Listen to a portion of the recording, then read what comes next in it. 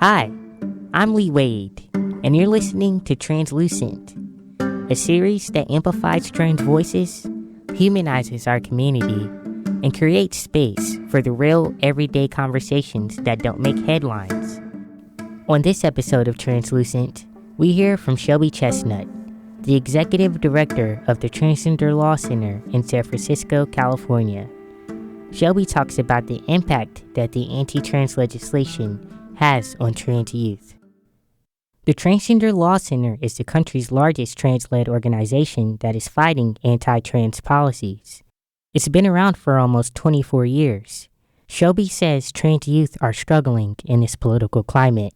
Trans young people should be able to be just living their lives how they normally do. And unfortunately, I think we're living in a time and in a country that is determined to try and negate people's identities, to make them say that they're not valid and they're not a part of society. And we just know that that's not true. And just, have been following, I think, around the country, like what I'm seeing happening and just questioning, what are people's sort of motives for such hateful work.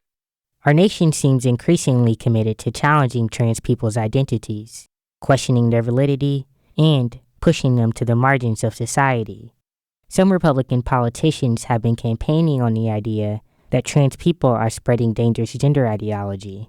A majority of these politicians, they don't actually know anything about trans people. It's just a fear tactic. It's like a low-hanging fruit that they can spread a bunch of misinformation about and scare people. And these tactics are working. In 2025 alone, 937 anti-trans bills have been proposed in 49 states. Out of those, 114 have passed, and hundreds are still active. Many of the laws target trans youth's access to health care. Some restrict trans people from participating in school sports.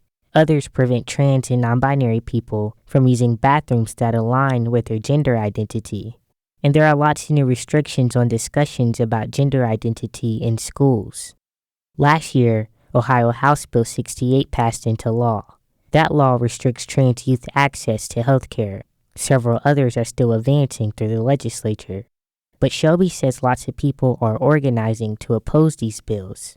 I do think we're in a time where there's just a lot of political upheaval, and I think power is shifting. And I think of, all of the people that wrote in and submitted comments to the Ohio Department of Health and said, no, we don't support this. And lawmakers having to take a big look at themselves and say okay, my constituents are saying they don't support this. So as much as I think there's some limitations with government, I also think that there's immense pressure that we as people living in these communities can put on government to say we're not going to reelect you if you don't actually prioritize my community in this. Lawmakers are facing scrutiny from constituents demanding representation. And a lot of people don't actually support anti-trans laws, or just don't care about the issue either way. Voters are making it clear that they expect their needs and concerns to be prioritized. Shelby suggests that the trans community amplify trans voices to push for change. I mean, I think we need to do a lot of work of getting our stories out there. And not to say that we should be telling the sob story of the trans person, but stories of resilience and just community success of what it means to be out in our communities, just like everyone else. Even though these are stressful times to be doing trans legal advocacy, Shelby still remains hopeful. They believe trans young people have the power to create a world we all want to live in. I think we need to stop underestimating the power of young people, and particularly trans youth, because they are the answers that we need. They're telling their truths every day, and I think the more that we try to limit them, the brighter they're going to shine. To learn more about these anti-trans bills, visit translegislation.com. I'm Lee Wade, and thank you for listening to Translucent.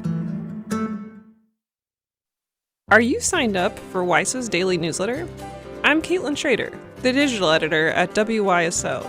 And each weekday morning at 6, I send you the latest headlines from our community and across Ohio. Our reporters are producing trustworthy journalism that connects you to our community and goes beyond obvious answers. Stay informed and inspired each morning and sign up for our newsletter today at wyso.org/newsletter.